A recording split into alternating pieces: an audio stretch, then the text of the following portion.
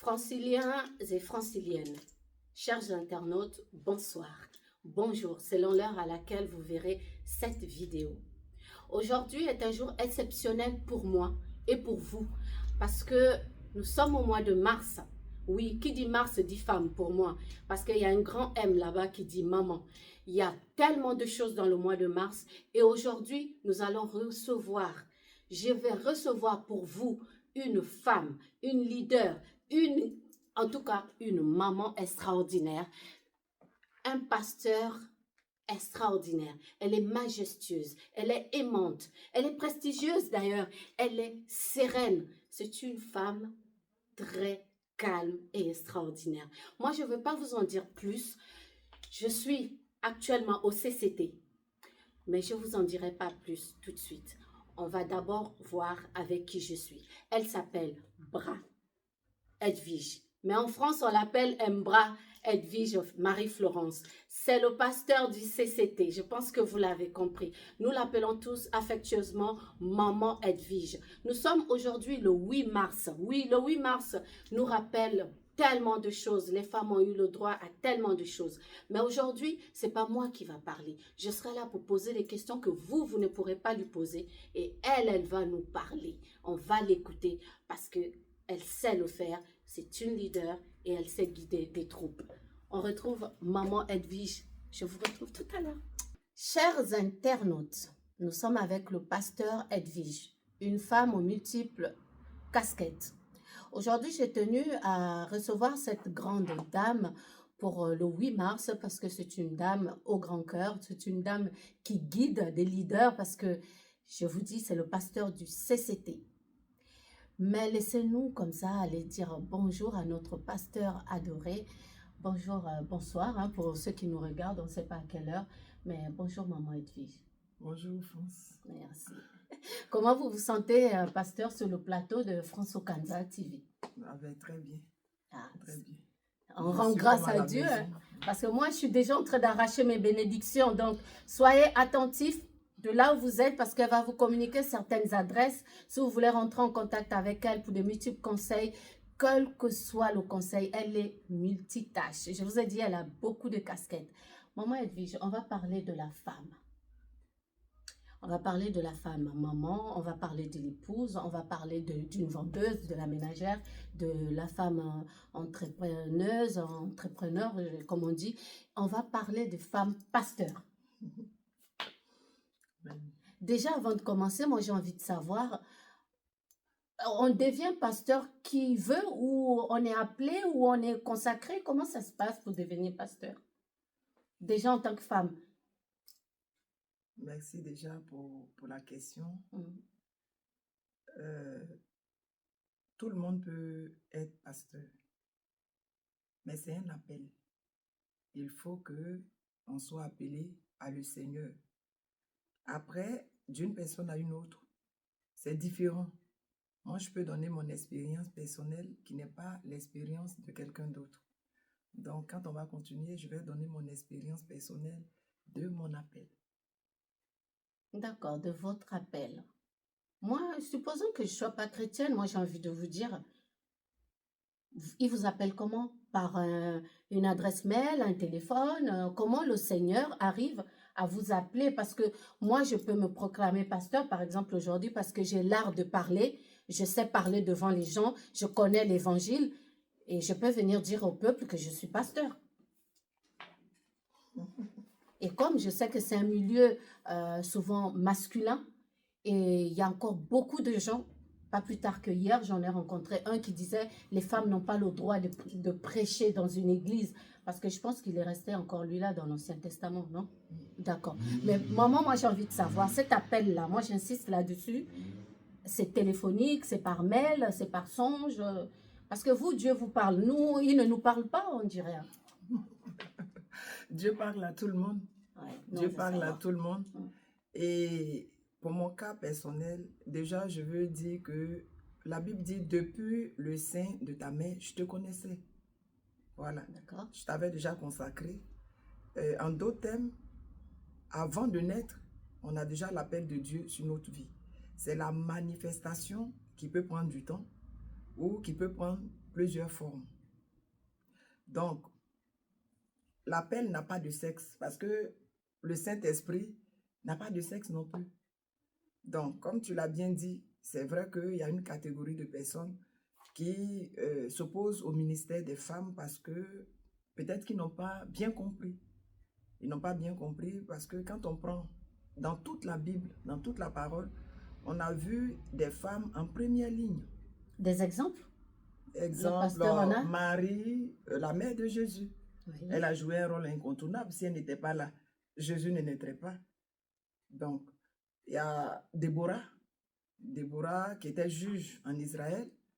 On a même Rahab, c'est vrai que c'était une prostituée, mais elle a sauvé les espions et ce qui a fait que la terre promise aussi a été conquise. Oui. On a l'exemple de Ruth, la Moabite. Oui. Mine de rien, elle a fait Obed qui était un aïeul de notre Seigneur Jésus. Il y avait Esther. Vous comprenez tout ce qu'elle dit parce que les aïeux, les abeilles, moi je suis perdue. Nous avons notre matriarche aussi, Sarah, qui n'est pas à négliger. On a maman Jeanne Monnet aussi. On a maman Jeanne Monnet. Donc elle, on va vraiment lui consacrer un moment parce qu'elle est la visionnaire et c'est notre modèle de leadership féminin. Vous avez le nom des femmes qui avaient découvert le tombeau vide? C'était des femmes ou des hommes? C'était des femmes. Il y avait Marie de Magdala. Oui. Il y avait Marie, la mère de Jésus. Voilà. Elles étaient plusieurs comme ça. Le jour de la résurrection, elles ont été les premières. Alors, moi, je voudrais rassurer les personnes qui nous regardent. Ce n'est pas une émission chrétienne. Nous parlons aujourd'hui du 8 mars. Je m'intéresse à la religion parce que je reçois une femme pasteur. Donc, j'ai envie de savoir déjà, en tant que pasteur, si elle a des exemples de femmes leaders dans la Bible ou dans son entourage. Donc, nous parlons de ça. Et au fur et à mesure, vous allez découvrir qui est réellement le pasteur Edwige. Je vous ai dit que c'était une femme d'affaires avérée. Ah, elle ne fait pas dans... Hein? C'est une femme d'affaires avérée. Je vous avais dit qu'elle était majestueuse. Elle était sereine. Donc, même quand ça brûle, même quand il y a la tempête, elle est sereine parce que je pense que c'est la foi. Amen. J'aimerais avoir votre foi. Amen. Mais Dieu ne fait pas d'acception de personne, donc ils peuvent aussi vous communiquer la foi. Mais moi, j'ai envie de savoir, pasteur Edwige, comment faites-vous en tant que femme jeune, belle comme vous êtes, Merci. Pour diriger autant de personnes, des hommes, des femmes, des enfants? Est-ce que c'est pas dur en tant que femme de fois d'être en privé avec un homme qui a des soucis dans son foyer ou comment vous gérez ça en tant que femme? Merci pour la question parce que c'est une question que tout le monde se pose. Lorsque Dieu choisit, il capacite. Il donne le Saint-Esprit, il donne l'onction pour pouvoir le faire. Et je reviens à la première question que tu m'avais posée. Donc, dire que est-ce que les femmes doivent prêcher ou ne pas prêcher, mais toute personne qui a l'onction sur sa vie peut être capable de tout faire. Et Dieu même, il vient, comme on le dit, Dieu choisit des gens qui sont incapables. Et à la fin de la journée, il les rend capables. On a vu aussi avec les disciples de Jésus. Ce n'étaient pas des gens qui, au prime abord, étaient déjà des gens de feu et tout ça. On a vu que Pierre, il était un flegmatique, mais à la fin de la journée, quand il a reçu l'onction, c'est le même Pierre qui a prêché et puis 3000 personnes se sont données. Donc, toute la gloire revient à Dieu. C'est Dieu qui me rend capable de diriger. Et nous sommes dans une église de leadership. Notre vision, c'est élever des leaders et propulser des destinées. Et je pense que toute personne qui est dans cette église reçoit cette onction. Et nous avons appris auprès de notre leader, Maman Monnet. Maman Jeanne Monnet, qui est en Côte d'Ivoire actuellement. Oui, oui, oui. On lui dit bonjour. Bonjour à notre maman. Nous t'aimons, maman. On va faire une petite pause. Enfin, moi, du moins, si je vais faire une petite pause. Mais je vais te laisser regarder quelqu'un qui a quelque chose à te dire. Il y a quelqu'un qui a quelque chose à te dire. Ok. Je te laisse regarder. On regarde. Bonjour la sœur Elsa. Bonjour. Alors, j'aimerais savoir qu'est-ce que vous pensez du pasteur Edwige, Oh, du CCT. oh, le pasteur Edwige, c'est une grande dame. Hein? Oui. Donc, c'est une dame d'influence. Hein? C'est une dame qui impacte son peuple. C'est une dame vraiment qui relève le peuple, comme nous sommes au Centre chrétien de transformation, qui est de transformer des leaders et d'élever des leaders et de transformer des destinées. Donc, vraiment, elle fait vraiment l'œuvre de Dieu. Donc, je bénis vraiment sa vie pour tout ce qu'elle fait pour le peuple de Dieu, pour les nations, vraiment, et on la remercie tous, vraiment, hein, pour tout le travail qu'elle fait. Dites-nous, la sœur Elsa, si je peux me permettre de vous appeler ainsi, Oui. est-ce que vous avez un petit témoignage, quelque chose sur le pasteur Edwige? Alors, le pasteur Edwige, c'est une dame vraiment qui bosse, qui travaille vraiment. Elle est toujours sur le terrain, et puis, même si on lui dit, mais maman, voilà, je suis malade. Il ne faut pas lui dire que vous êtes malade parce qu'elle va venir chez vous. Elle va venir prier. Donc vraiment, je glorifie le Seigneur pour sa vie, pour tout ce qu'elle fait dans la maison du Seigneur, pour l'œuvre de Dieu. Vraiment, je glorifie le nom du Seigneur pour sa vie. Merci à vous pour ce petit temps accordé. Merci, je vous ma souhaite sœur. une belle fête. Amen. Nous sommes le 8 mars Bonne fête de aujourd'hui. la femme. Vraiment, Vous aussi. bonne fête à vous, Merci madame. beaucoup. Au revoir. Au revoir. Au revoir. Pasteur Edwige, que pouvez-vous dire à cette belle personne qui vient de vous parler? Que Dieu la bénisse. C'est vraiment fort, c'est vraiment touchant. Merci beaucoup. Soyez bénie, jeune dame. Merci au pasteur Edwige pour cette bénédiction. J'aimerais avoir la mienne aussi. Mais qu'à cela ne tienne, je ne suis pas pressée, j'attendrai. Pasteur Edwige, dites-nous, quelle est la place de la femme dans le monde selon vous? Ben, cette question est très vaste. Est très vaste.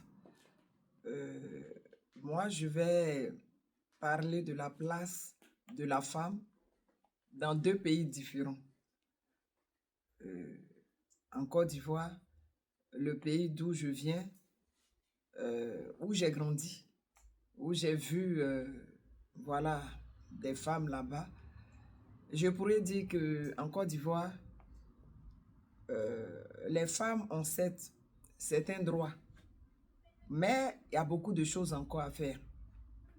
J'aimerais dire que c'est vrai que les femmes fêtent, elles font la fête le 8 mars et des fêtes même grandioses parce qu'elles ont des uniformes, elles font à manger et tout ça.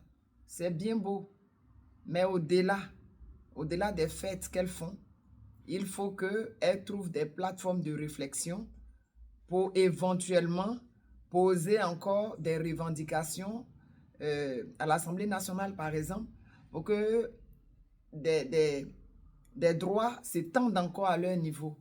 Parce qu'il faut dire qu'en Afrique, les femmes n'ont pas assez de droits. Et en France, par contre, ben, les femmes de la France sont bénies parce qu'elles ont beaucoup de droits. Elles ont beaucoup de droits. La preuve ici, elles font les mêmes boulots que les hommes. Voilà, elles exercent des positions de leadership assez élevées. C'est plus la compétence qui est en valeur plutôt que le genre. Et c'est déjà bien. Et je vais parler aussi du leadership de la femme chrétienne. Il faut dire que dans l'Église, en général, je parle de l'Église universelle, les femmes n'ont pas beaucoup de droits quant au leadership. La preuve, il y en a qui combattent le ministère des femmes. Alors que le Saint-Esprit peut utiliser qui il veut, comme il veut. Dans Joël, il est écrit que dans les derniers temps, l'Esprit va se poser sur les serviteurs et sur les servantes.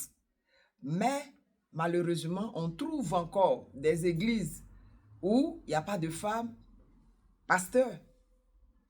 Parce que la femme doit rester un sexe faible. Pourtant, on voit bien dans la Bible aussi le rôle immense que les femmes ont joué. Donc, au niveau aussi de l'Église, il faut que les gens aient un autre regard sur la femme, parce qu'on peut être femme et être un bon pasteur. Et il y a des femmes pasteurs qui le vivent même au quotidien, parce qu'il y a des hommes, par exemple, qui se disent que, parce que c'est une femme qui fédère cette église, moi, je n'irai pas là-bas. C'est plus un problème d'ego, voilà, qu'un problème de compétence ou bien qu'un problème d'appel. Donc, il faut que cela cesse. Et il faut qu'on continue, en tant que femme, de se battre pour nos droits, parce qu'il y a beaucoup encore à faire. Il y a beaucoup encore à faire. Il ne faut pas que les hommes ou les gouvernements soient menacés quand on parle de droits de la femme. Parce que d'aucuns voient ça comme des menaces. Et il y en a qui sont dans l'insécurité. Alors qu'il ne faut pas. Le droit, c'est rétablir la justice. C'est rien d'autre que ça. Donc, Dieu a créé l'homme et la femme égaux, mais une femme même qui est leader, qui est chrétienne, parce que je ne sais pas pour les autres, mais une femme qui est leader et chrétienne, elle trouve toujours sa place sous la mission que son mari, voilà, il dirige. Donc, à ce niveau-là, il ne doit pas avoir de problème. La femme chrétienne sait que même si elle est leader, elle doit être soumise à son mari. Donc, à ce niveau, il n'y a même pas un problème de place, parce que tout est défini. Franciliens et franciliennes et tous les abonnés de France Okanza TV, je suis avec le pasteur Edwige. J'étais avec le pasteur Edwige parce que oui, nous arrivons au terme de cette belle émission, j'ai envie de dire belle réunion entre femmes. Le 8 mars, une très belle journée pour les femmes que nous sommes. Je vous souhaite plein de bonheur. Restez fortes, vous êtes des leaders, vous êtes des Wonder Woman. Pour moi, il n'y a pas mieux que la femme sur terre. Selon moi. Selon le pasteur Edwige, on aimerait bien savoir quel est ton dernier mot, quelle est cette belle phrase ou cette chose, ce conseil, qu'est-ce que tu as envie de dire à toutes ces femmes qui nous regardent actuellement? Ben, mot de la fin, je veux parler à une femme dans le monde, que tu sois en Asie, en Afrique, en Europe, sache que tu es une championne. Que tu sois une maman seule, que tu sois mariée, que tu sois déjà leader ou pas encore, sache que tu as un potentiel fort. C'est vrai qu'on n'a pas encore tous les droits, mais le peu de droits que tu as doit te permettre de te lever. Donc, prends le peu qu'on te donne et cours avec. Cours avec. Fais tout ce que tu peux faire et tout ce que tu sais faire. Ne reste pas emprisonné, ne reste pas dans les pleurs, dans les larmes. Parce que tu es une championne, tu es née championne. Donc, je vais encourager toutes les femmes du monde entier à profiter de ce 8 mars. Mais en même temps, après cette fête, une prise de conscience. Elles doivent se lever pour impacter déjà leurs enfants. Elles doivent se lever pour impacter leur génération. Elles doivent se lever pour impacter dans leur église. La société compte sur nous, les femmes. Nous avons un pouvoir, nous donnons la vie. Donc, je vais saluer une femme et bonne fête encore en ce jour. Que Dieu nous bénisse. Amen. Merci infiniment, pasteur Edwige, pour ces moments merveilleux. Et je vous serai éternellement reconnaissante. Parce qu'à côté de vous, on apprend, à côté de vous, on grandit. J'ai appris beaucoup de choses et je suis heureuse. Amen. Que Dieu vous bénisse, que Dieu continue à vous élever, que Dieu vous attendrisse encore plus, Amen. que Dieu vous donne la patience. Amen. Parce que quand on a un troupeau pareil, des brebis pareils, je sais que c'est une lourde responsabilité et je sais que le R de mois de mars, c'est parce que vous êtes responsable. Amen. Bonne fête de la femme. Merci. Au revoir. Au revoir. Merci.